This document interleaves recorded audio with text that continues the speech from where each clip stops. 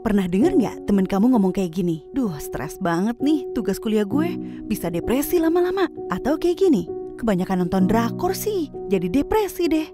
Atau yang seperti ini, hidup gue suram banget, bikin depresi aja. Atau jangan-jangan kamu sendiri yang suka gak sadar ngomong kayak gitu juga? Kalau jawabannya iya, kamu perlu tahu bahwa depresi itu sebetulnya merupakan kondisi mental yang serius loh, dan sebaiknya jangan dianggap remeh atau dijadiin bahan bercanda. Depresi adalah gangguan kesehatan mental yang ditandai dengan rasa sedih berkepanjangan dan kehilangan minat terhadap hal-hal yang biasanya kita gemari. Penyebabnya sendiri sangat kompleks dan bisa melibatkan faktor biologis, psikologis, maupun sosial. Setiap orang dalam perjalanan hidupnya bisa mengalami masa sulit yang bisa saja berujung pada depresi. Jadi depresi itu bukan pilihan atau hukuman dan bisa terjadi pada siapa saja, kapan saja.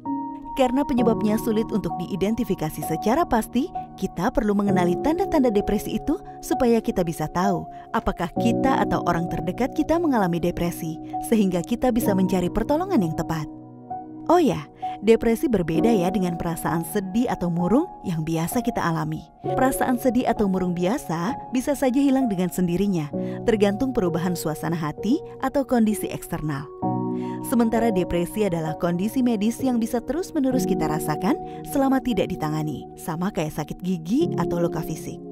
Gejala depresi juga bermacam-macam, mulai dari yang sifatnya internal seperti rasa sedih, hilang energi, kehilangan minat akan hal-hal yang biasanya kita gemari, hilang nafsu makan, sulit berkonsentrasi, perasaan tidak berguna dan bersalah, perasaan cemas, gangguan pola tidur, munculnya pikiran untuk menyakiti diri sendiri atau bahkan melakukan bunuh diri. Sampai dengan yang bersifat eksternal seperti marah-marah, mudah tersinggung, bersifat agresif, melakukan hal-hal yang berisiko, sering mengeluh sakit fisik tanpa ditemukan penyebabnya, sering konflik dengan orang lain, atau ngompol saat tidur bagi remaja tanpa penyebab yang jelas. Kalau kamu memiliki minimal 5 perasaan-perasaan negatif tersebut dan kondisinya berlangsung sampai lebih dari 2 minggu, maka kamu mungkin mengalami depresi.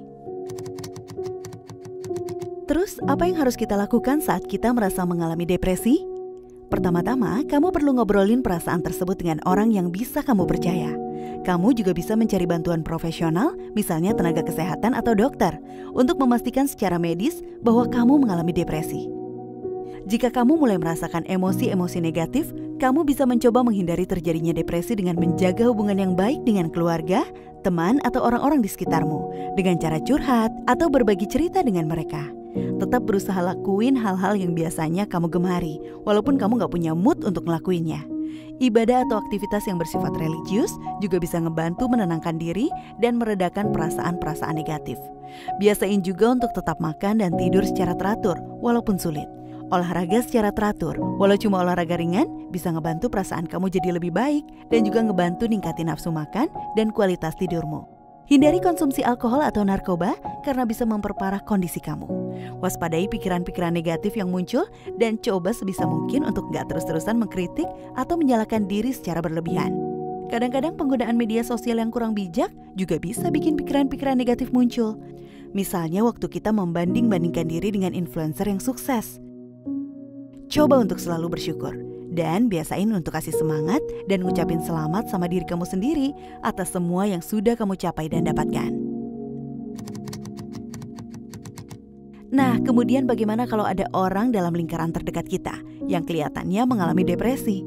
Misalnya teman atau anggota keluarga kita sendiri. Pertama, kita harus siap untuk jadi pendengar yang baik bagi mereka. Jangan perlakukan mereka secara berbeda. Dengerin curhatan mereka dan jangan sekali-kali menghakimi atau nyepelein perasaan mereka.